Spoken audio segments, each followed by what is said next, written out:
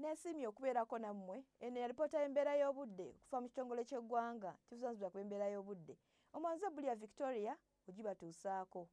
Bwe tutunuulira ekifaananyi kya Ssemugenzi kikudde ku Ssemazinga Africa, waliwo kinuunampewo atudde ku Sseguyanja Buyindi asika empewo empeweevu ezandibadde zidda mu ggwanga lyaffe, y'ensonga lwaki omusana gwaka mu bitundu by'eggwanga ebitali bimu.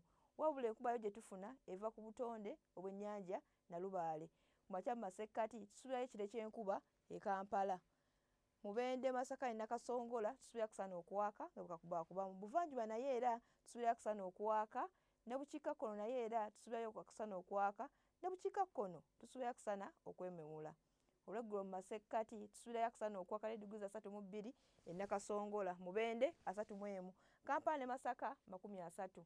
Buvanjuba naye era tusuubira kusana okwememula ne diguli 34 e Soroti, Jinja ne Tororo 32. Bugwanjuba naye era tusuubirayo kusana okuwaaka ne diguli 32 e Kaseese, Masindi 33, wabula Mbalala ne Kabaale tusuubirayo ekire ky'enkuba ne diguli 26 e Kabaale, yo Mbalala 30.